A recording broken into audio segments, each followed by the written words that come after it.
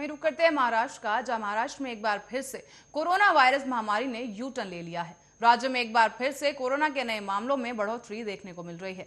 इसी बीच महाविकास आघाड़ी सरकार में मंत्री और एनसीपी नेता छगन भुजबल कोरोना पॉजिटिव पाए गए हैं। छगन भुजबल कल शरद पवार के साथ एक शादी समारोह में मौजूद थे और कोरोना पॉजिटिव पाए जाने के बाद छगन भुजबल ने पिछले दिनों उनके संपर्क में आए लोगों को भी कोरोना टेस्ट करवाने की सलाह दी है। वहीं छगन भुजबल ने यह कहा कि अभी उनकी तबीयत ठीक है, सभी लोग अपना ख्याल रखें। तो वहीं आपको यह भी बता दें कि उन्होंने ट्वीट कर कोरोना पॉजिटिव पाए जाने की जानकारी दी है।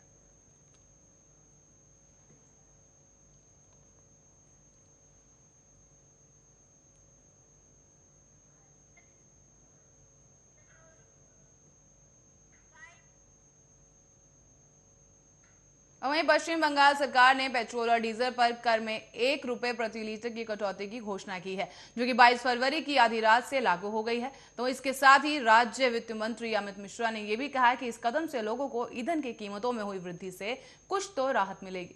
अमित मिश्रा ने यह भी कहा कि केंद्र को पेट्रोल से कर के तौर पर 32% 90 रुपए प्रति लीटर प्राप्त होता है, जबकि राज्य को सिर्फ 18.46 रुपए के करीब ही मिल पाता है। डीजल के मामलों में केंद्र सरकार को मिलने वाला कर 31.80 रुपए प्रति लीटर है, जबकि राज्य को करीब 12.77 रुपए ही मिलते हैं। तो वहीं केंद्रीय पेट्रोलियम और प्राकृतिक गैस मंत्री धर्मेंद्र प्रधान ने बताया है कि ईंधन की कीमतें बढ़ने के पीछे 2 मुख्य कारण हैं। अंतर्राष्ट्रीय बाजार ने ईंधन का उत्पादन कम कर दिया है और इसके साथ ही अधिक लाभ प्राप्त करने के लिए विनिर्माण देश कम ईंधन का उत्पादन कर रहे हैं। इससे उपभोक्ता देश त्रस्त हैं। इसके साथ ही केंद्रीय पेट्रोलियम मंत्री ने यह भी कहा कि हम लगातार ओपेक और ओपेक प्लस देशों से आग्रह करते रहे हैं कि ऐसा नहीं होना चाहिए। हमें उम्मीद है कि जल्द ही बदलाव होगा। तो वहीं गौरतलब है कि पेट्रोल और डीजल की कीमतों में रोजाना सुबह 6 बजे बदलाव होता है। सुबह 6 बजे से ही नई दरें लागू हो जाती हैं। इसके साथ ही पेट्रोल डीजल के दाम में एक्साइज ड्यूटी, डीलर कमीशन और अन्य चीजें जोड़ने के बाद इसका दाम 2 गुना बढ़ जाता है। विदेशी मुद्रा दरों के साथ अंतर्राष्ट्रीय बाजार में क्रूड ऑयल की कीमतें क्या हैं, इस आधार पर रोज पेट्रोल और डीजल की कीमतों में बदलाव होता रहता है।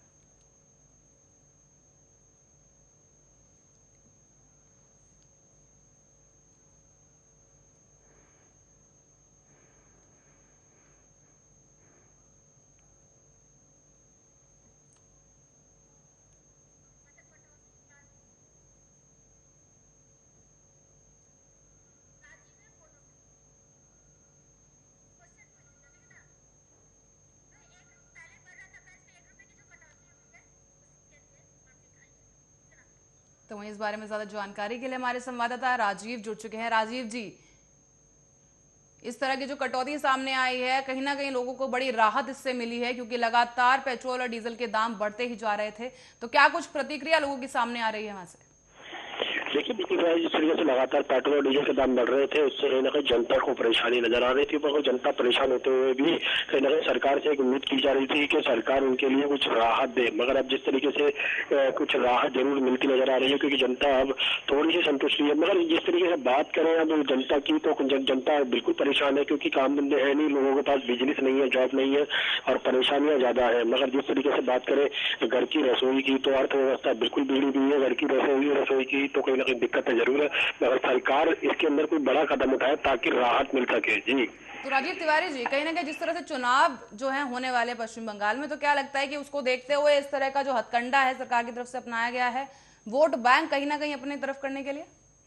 देखिए, बिल्कुल सही कहा आपने। यहाँ पर जो सरकार में इलेक्शन देखते हुए, यानी कि चुनाव देखते हुए जो पश्चिम बंगाल में है, उसके लिए कहीं ना कहीं इस तरीके का रास्ता निकाला जाता है। क्योंकि ज्यादातर यही होता है कि जब भी इलेक्शन आते हैं तो कहीं ना कहीं सरकार पहले तो दाम बढ़ा देती है पेट्रोल डीजल पर, उसके बाद में थोड़ी सी राहत देने के लिए फिर इस तरीके के हथकंडे अपनाए जाते हैं। ये चुनावी स्टंट है और कुछ भी नहीं है, मगर इससे कहीं ना कहीं जनता को राहत मिलती नजर नहीं आएगी, क्योंकि ये चुनाव खत्म हो जाते हैं, उसके बाद फिर दोबारा से रेट बढ़ने की आशंका है। जी तो राजीव तिवारी जी, जिस तरह से क्रूड ऑयल का जो दाम है आए दिन बढ़ता रहता है, बढ़ता घटता रहता है, तो क्या लगता है जिस तरह से कटौती की गई है, कब तक के लिए लागू की जा सकेगी या कब तक इस पे बनी रहेगी सरकार वहां पर?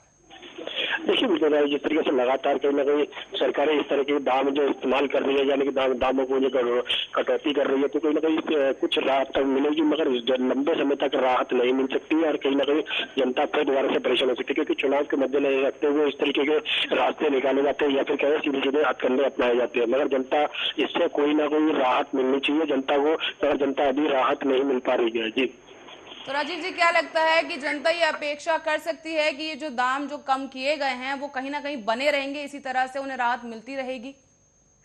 देखिए अभी तो कह नहीं सकते ये चीजें कि, मगर जनता को उम्मीद जरूर है कि अगर इसी तरीके से दाम बने रहे या फिर इससे नीचे आते रहे ताकि जनता को राहत मिल सके, मगर अभी तक ऐसी कोई उम्मीद नहीं है। मगर हाँ, ये जरूर कह सकते हैं कि ये चुनावी स्टैंड था, इसके अंदर अगर थोड़ी सरकार ने थोड़ी सी राहत दी तो कहीं ना कहीं जनता को फायदा हो सकता है। मगर देखना होगा कि इस तरीके की सरकार की तरफ से कितनी बड़ी मुहिम की जा सकती है। जी तो मतलब कहीं ना कहीं पेट्रोल डीजल की जो ये दाम है ये कहीं ना कहीं चुनाव में काफी बड़ा जो भूमिका है, काफी अहम भूमिका निभा सकते हैं। क्या लगता है सरकार की छवि सुधारने में और उसको मजबूत करने में काम आएगा ये हथकंडा?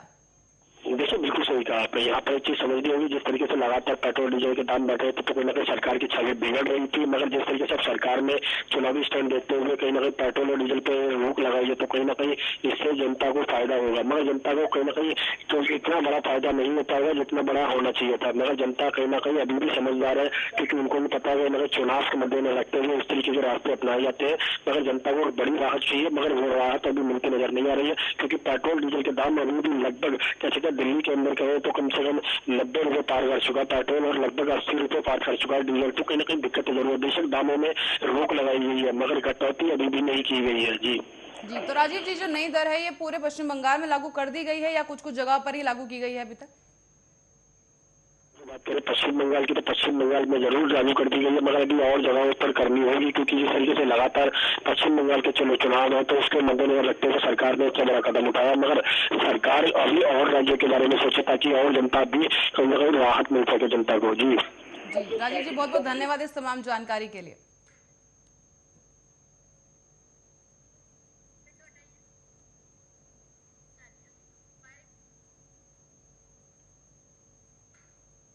और इसी के साथ रुक करते हैं अगली खबर की ओर, जहां दिल्ली में देर रात सरेआम हुई फायरिंग से लोगों में दहशत का माहौल है।